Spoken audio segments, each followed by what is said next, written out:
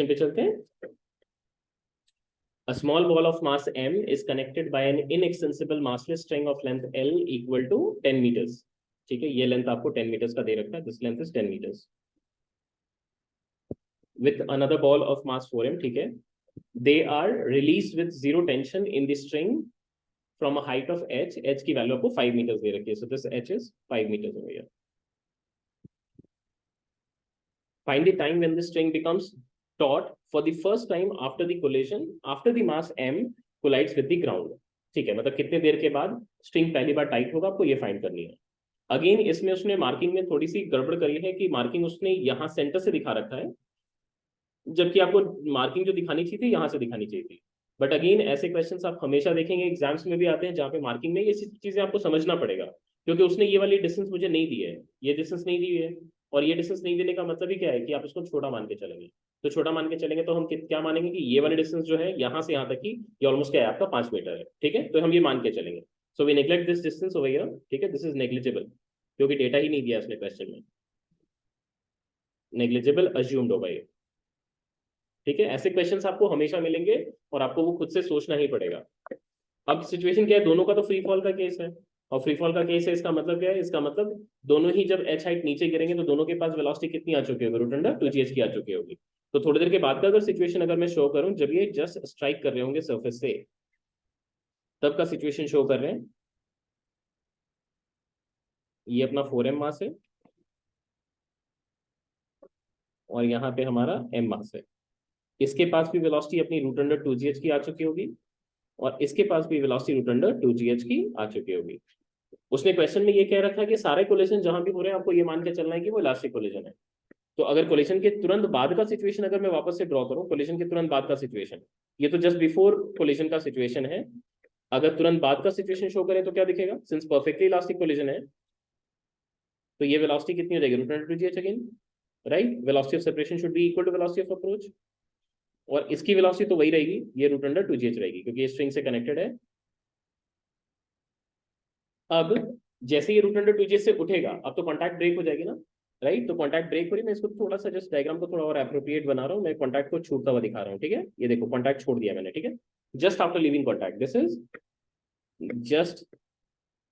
Just before collision, this is just after collision. ठीक है, अब वापस से देखो इसकी आपको ये पता है कि फ्री फॉल का ये केस है, टेंशन तो जीरो ही रहेगा ना यहाँ पे, राइट, क्योंकि एक दूसरे की तरफ अप्रोच कर रहे हैं, टेंशन जीरो हो जाएगा, मतलब जीरो था पहले भी. और यहाँ पे इसकी एक्सेलरेशन कितनी है, g, इसकी भी एक्सेलरेशन कितनी है, नीचे की तरफ g. तो इसका मतलब रिलेटिव एक्सेलरेशन कितनी है, इस केस में रिलेटिव एक्सेलरेशन कितनी है, जीरो. और रिलेटिव एक्सेलरेशन जीरो होने का मतलब क्या है, रिलेटिव वेलोसिटी क्या रहेगी, कांस्टेंट रहेगी. तो इसका मतलब एक दूसरे के रिलेटिव वो कितनी वेलोसिटी से मूव कर रहे होंगे, 2 times of root under 2gh से, right. So therefore they approach each other with speed of 2 times of root under 2gh. ठीक है, अप्रोच लिखा है मैंने, ध्यान रखना. ठीक है, approach velocity, this is velocity of approach, not individual velocity. ठीक है, और सेपरेशन उनके बीच का कितना था, ये L था. तो अगर मैं बोलूं कि वापस से जब ये लोग स्ट्राइक कर चुके होंगे, सोचो ऐसे सोचो, अच्छा थोड़ा नीचे जाएगा ये ये सोचो यहाँ आ चुका है और ये यहाँ आ चुका है, ये m और ये 4m. तो यहाँ पे कितना टाइम बीत चुका होगा, L by v, right, L by relative velocity. Find the time when the string becomes taut for the first time after the mass m collides with the ground. मतलब ये इसको ही t equal to 0 मान लेते हैं, let's say this is t equal to 0, क्योंकि इसके बाद ही calculation करना है.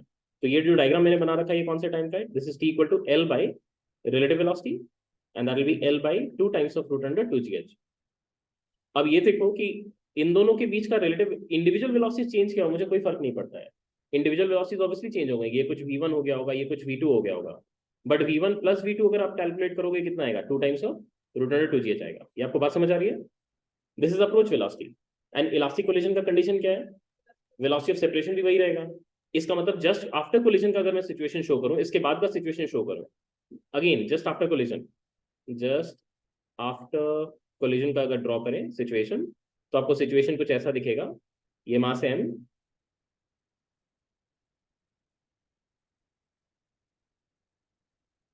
और ये मास 4m कनेक्टेड बाय स्ट्रिंग।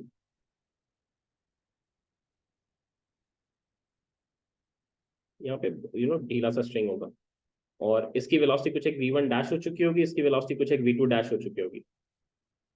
और मैं ये श्योर होकर लिख सकता हूँ कि v2 dash minus of v1 dash will again be v1 plus v2, या ऐसे लिख सकते हैं वेलोसिटी ऑफ अप्रोच, या अच्छा पहले तो सेपरेट, हाँ ठीक है, velocity of approach, and that will be 2 times of root under 2gh। तो फिर से वापस से उसका कितना डिस्टेंस ट्रैवल करना है उसको, एल लेंथ, ताकि स्ट्रिंग टाइट हो जाए। तो फिर कितना डिस्टेंस ट्रैवल करना है, so therefore string titans, string titans after 2 times of, sorry, after L over 2 times of root under 2gh, ये हो जाएगा। तो ये फर्दर है, तो हमारा रिक्वायर्ड टाइम कितना हो गया, L by 2 times of root under 2gh plus L by 2 times of root under 2gh। तो हमारा रिक्वायर्ड टाइम हो गया L over 2 times of root under 2gh, और इसका दो गुना, इसका दो गुना, तो ये 2 कट जाएगा, L by root under 2gh is the correct answer.